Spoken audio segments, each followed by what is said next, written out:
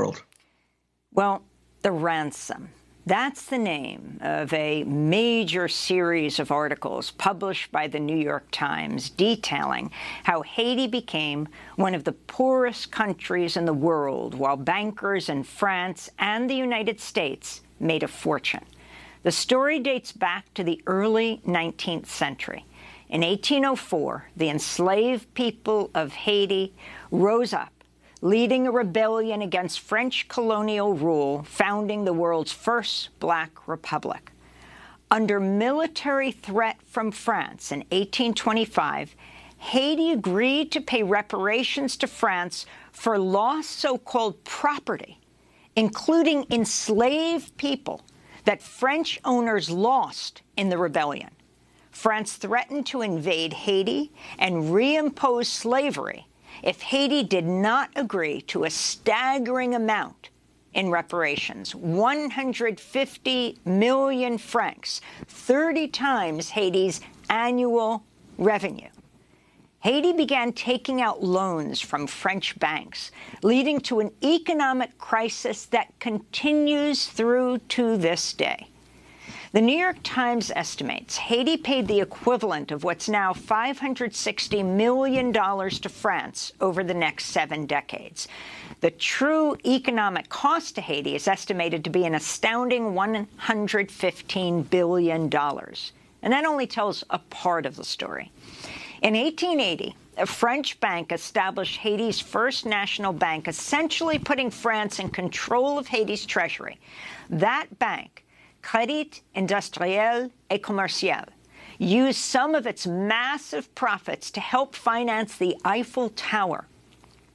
The bank's current owner has just launched an investigation into its dealings with Haiti and its role in what's called the ecosystem of colonialism, that bank, CIC. The Times series also looks at the U.S. military occupation of Haiti that lasted from 1915 to 1934. A key backer of the U.S. occupation was the National City Bank of New York, the predecessor of Citibank.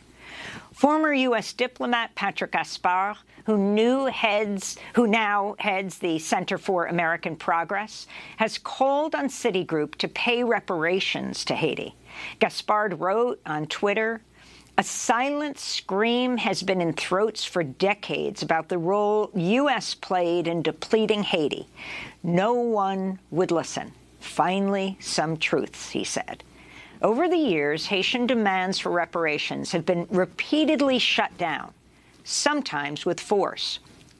France's former ambassador to Haiti, Thierry Boucard, admitted to the New York Times that France and the United States effectively orchestrated the 2004 coup that ousted Haiti's first democratically elected president, Jean-Bertrand Aristide. Boucard said one benefit of the coup was that it ended Aristide's campaign demanding France pay financial reparations to Haiti.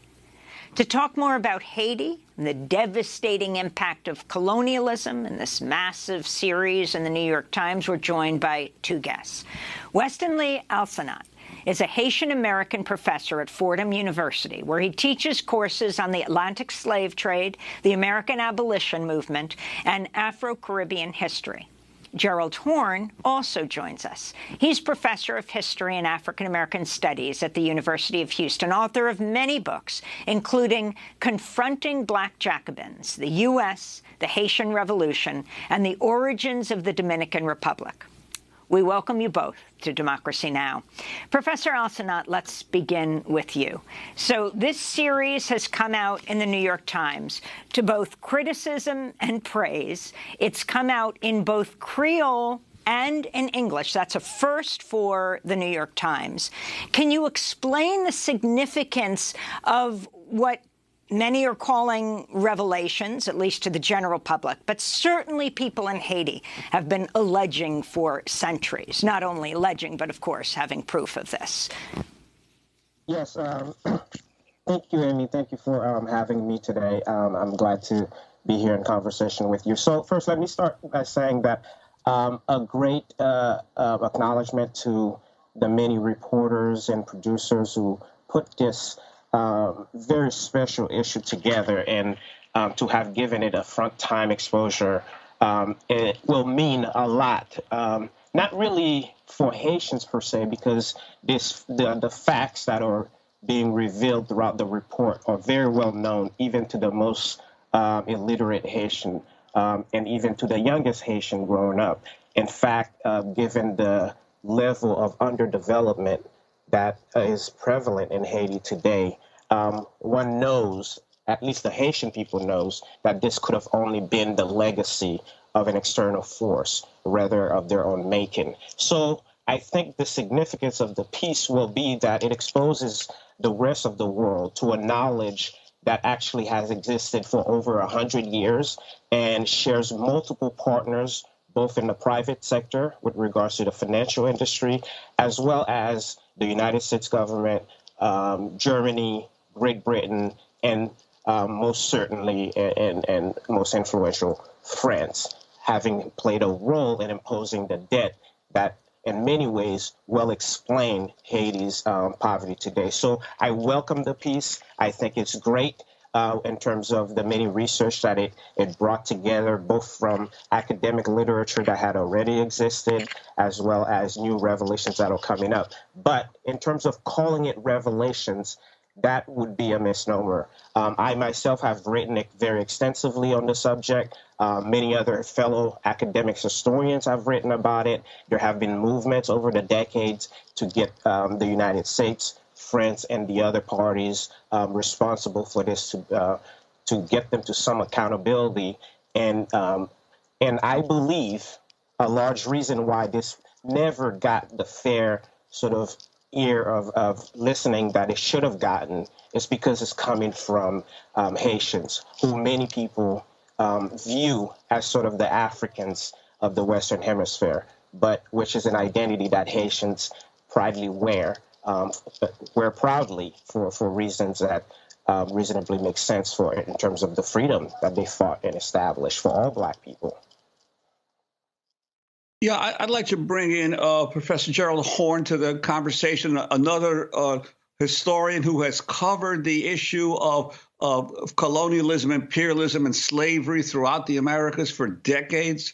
I, too, had the same feeling that a lot of this is only new to people who haven't paid attention to the history of the Western Hemisphere over the last several hundred years. I'm wondering your reaction to the piece, because the Times really is delving into history much more than news. I think the most interesting aspect of it was the particular individuals in France and the institutions that directly benefited from the ransom that Haiti was forced to pay. But largely, this is history that is known by people who know any part of the history of Latin America and of the Western Hemisphere. So I'm wondering your reaction to the piece as a historian who studied this carefully.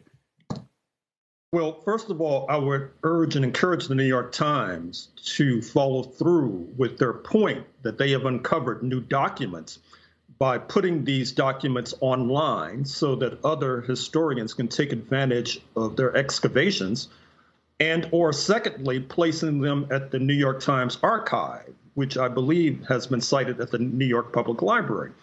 But I think that the story also is of significance and of moment for us in the United States, for we in the United States, because there has been this myth that has been created that the United States and the Haitian Revolution were twins, even though we know, as I begin my book on the Haitian Revolution, George Washington, the founding father of this country, was quite nervous about the eruption in Haiti in August 1791. And this was understandable because the Haitian Revolution, culminating in 1804, led to a general crisis of the entire slave system in the Americas that could only be resolved with its collapse.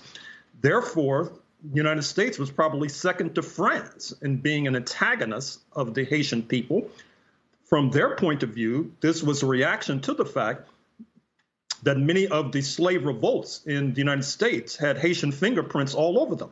I'm speaking of Gabriel's Revolt in Virginia in 1800, the revolt in Louisiana circa 1811, Denmark Vesey about a decade later in South Carolina. In fact, Vesey had sailed in and out of Haiti before that eruption in Charleston, South Carolina.